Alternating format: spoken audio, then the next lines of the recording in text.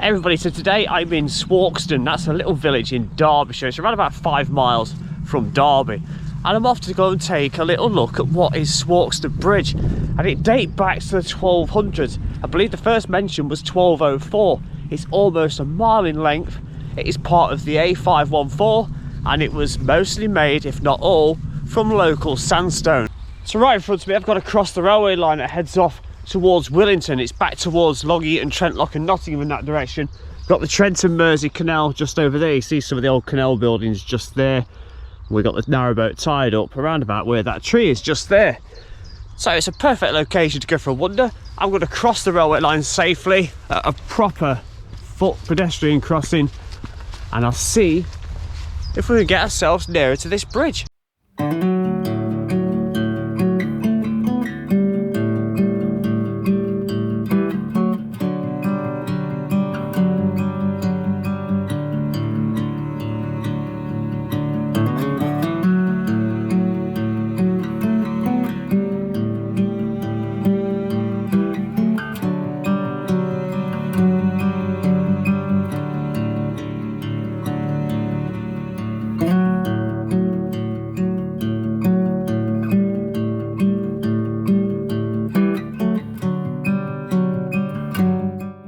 So the bridge dating back to the 13th century, there's been numerous times where it was modified, rebuilt or even repaired. I expect there's been a lot of repair work done over the times, and a lot of the bridge does still date back to the 13th and the 14th century.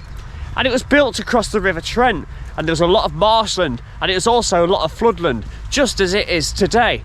I'm looking forward to seeing some of these really old sections of this bridge, because that's fascinating how far that really does go back. And between Derby and Coventry, it was part of the King's Highway, and it was one of the main routes in use until the Norman Conquest.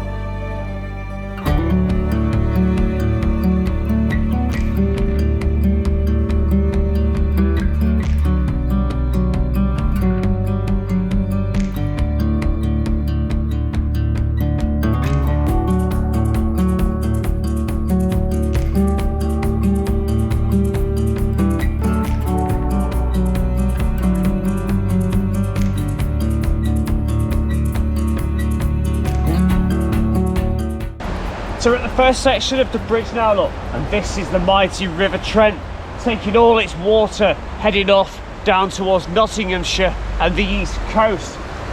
I dread to think what this looks like in storm conditions. It must be absolutely ferocious. If you can see the other side of the embankment, it's not that high at all.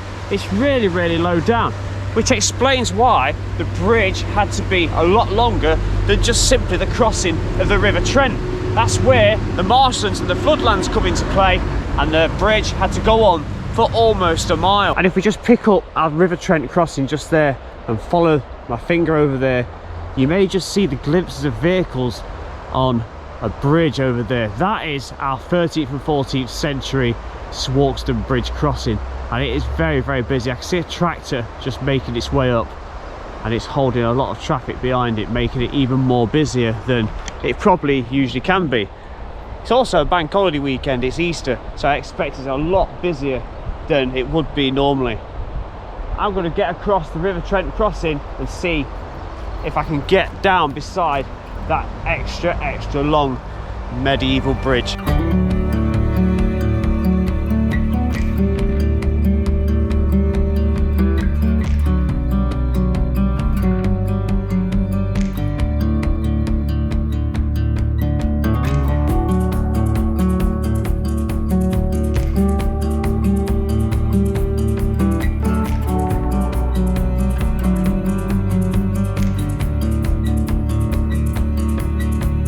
There begins our extremely long Swarkestone Bridge.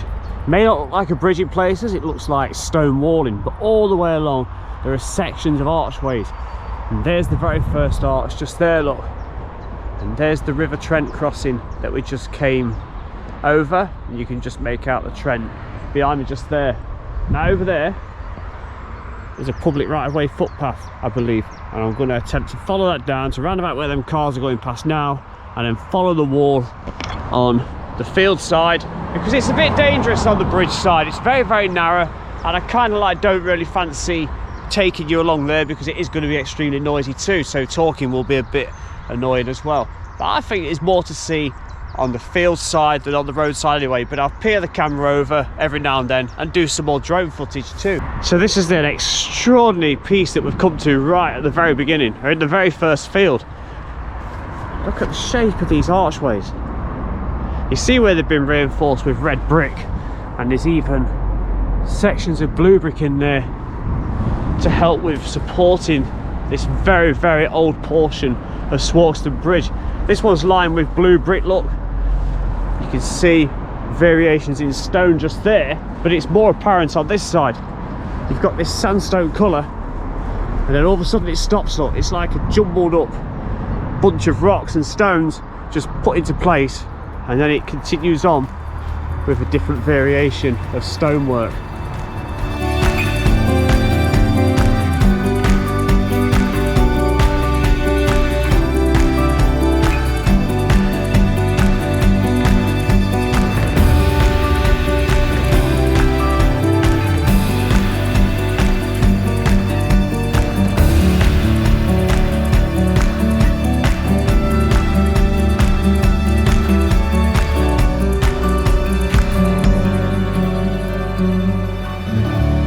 Another cute little archway going the entire width of the A514 Swarkestone Bridge. Absolutely lovely again, isn't it? And what I've noticed all the way along, now you've got these support columns either side, but you also find every now and then these little chutes coming out the side.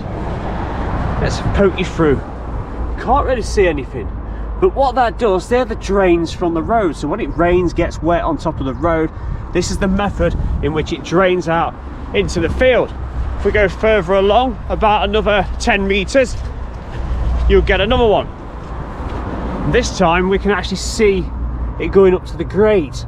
There you go, look, up into the pavement or the roadside. That would actually be the roadside, to be fair, because the pavement is very, very narrow. It's about a foot or so wide, and this one is a lot closer. So they're not spaced out in any equal distance. You can see another one just coming up on my left, and if I trot down here, there's an even bigger archway, look, and they're all barbed wired off so far to stop any livestock coming through from either side. I'm only assuming there's two different farm ownerships on either side. Again, I'm on a public footpath. This is a public right of way, and there are stiles at each end and every now and then between the fields. Got some very, very old steps here, look. Now, would this been at one point a way up and over? It's an opportunity to show you what it looks like on the other side. As you can see, there's that very, very narrow footpath, and thankfully a break in the traffic while I do this as well. How lucky is that? And it's the same distance on the other side, not really a footpath, so much safer to be down here in the field on the public footpaths. Another archway coming up. It's lined with blue brick. We get you over there, and it's clearly this one is being used for livestock to pass through. Yeah, 1, 2, there's 3 of them. No, there's 4 of them. 4 blue brick lined archways. That's nice, isn't it?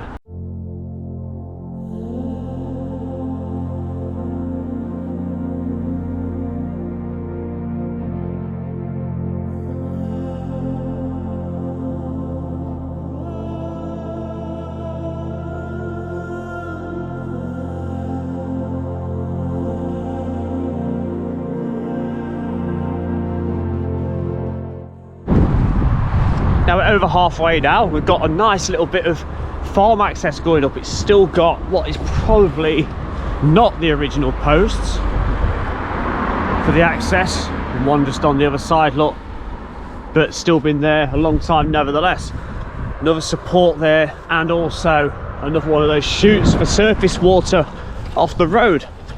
Now then, down here I think we've got some more very old archways coming up, and these ones look very, very old. They've got red and blue brick support work inside them, but these are absolutely lovely. They've got water underneath them too.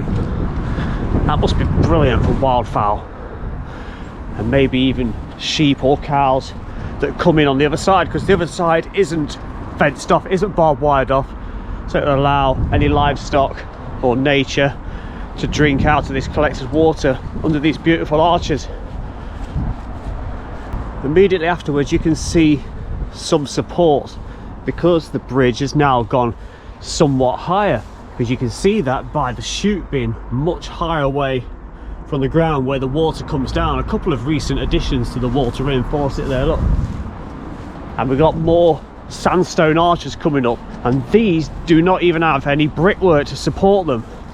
They look absolutely amazing. I've got to say, this has got to be a more recent addition to the original structure. You can see the difference. It's a much cleaner and fresher looking sandstone. And immediately next to each other, side by side, are two very, very different sidewall supports. You got this one, I'd say, dates back much further than the one on its left, which is a little bit smaller, and it appears it is used as a more standard stonework as opposed to what appears to be the older carved type of stonework. Also got this cast iron support just here, look, reinforcing another section of the bridge, and you can see more newer bits of sandstone in the wall in there. That says the word bend on it, 52.0. Really unsure what that means. Does anybody know? And another support wall in there, look. And through into the next field, look, we've got an even more irregular design of archways and stonework.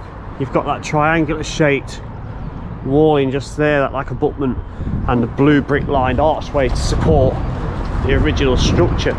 Come around again, and we've got another one exactly the same, and another one of those triangular shaped abutments just there, look. I love the variation. No two parts of this bridge appear to be the same, do they? It's just like it's been designed by a dozen different people and said, come on, get your stonework together, get your workforce, and pull it all up, and we'll see which one's the best and which one lasts the longest. So I can see another set of 4 archways coming up now, which are completely different again to what we've already seen.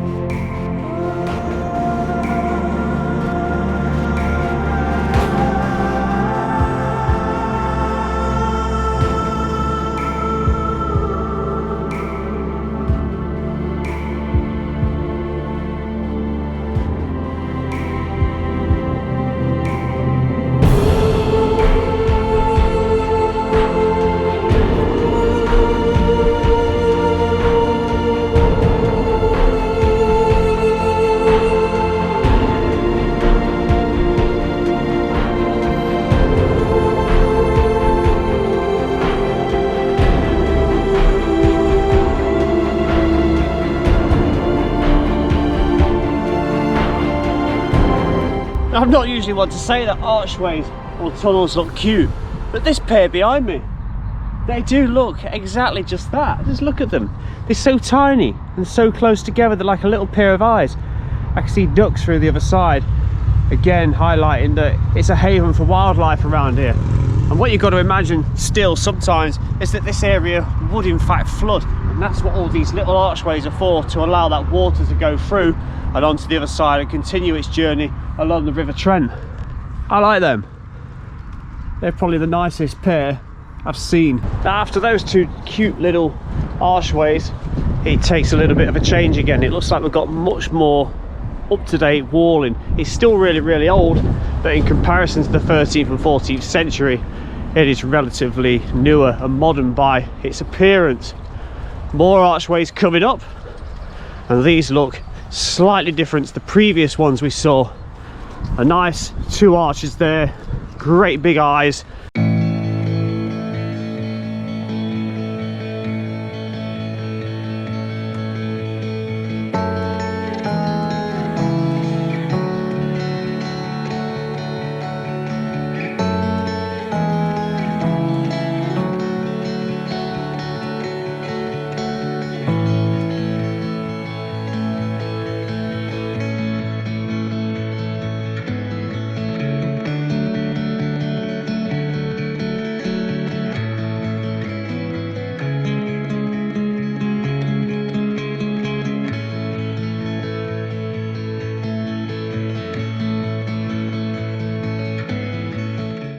very, very marshy there also, so I've got to be careful where I'm walking.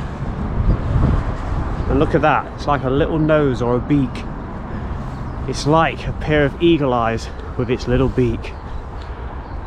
That might be a little bit weird for some people, but that's what I can see anyway. Almost at the end, look. Another 30-40 meters to go.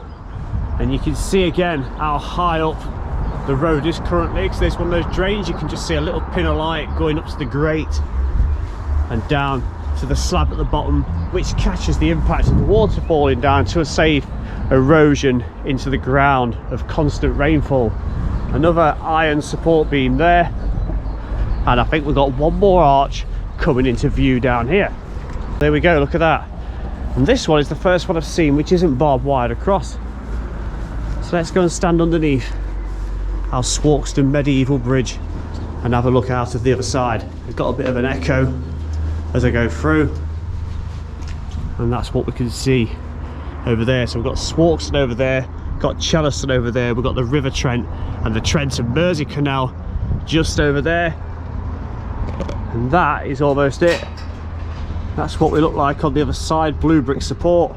And inside you can see different widths. Look at this. You've got a stone section just there, you've got a red brick section just there, and then a larger blue brick section on the other side. Another archway just out here, a little bit narrower, and they keep going, look. And these ones this side are extremely eroded, look. And I'm not sure how much further we're really going to get, because the path seems to abruptly end just here. Just there you can see 3 more pillars or supports, and the bridge ends just on the other side.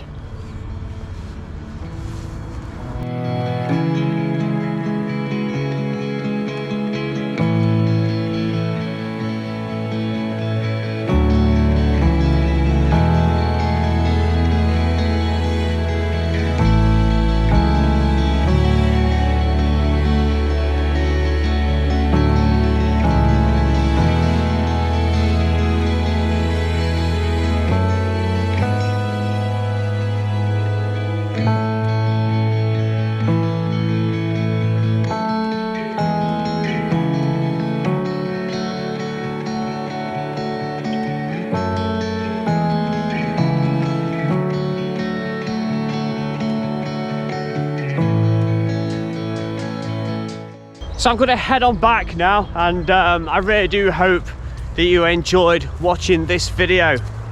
Thank you very, very much. It's an absolutely stunning location. If you've not been before, get yourself down here. There's a lovely lake and sailing club on the other side that you might have seen in the drone footage too. You can follow me on Instagram, you can follow me on Facebook and also Twitter. You can also become a channel member if you click the join now link either above or below, depending on what you're watching on. And thank you very much to all members, every single one of you, every channel member, every subscriber. Let's keep these numbers going up and find more amazing places to go. I'll see you in the next one. This is me from Swarkestone Bridge in Derbyshire. Free.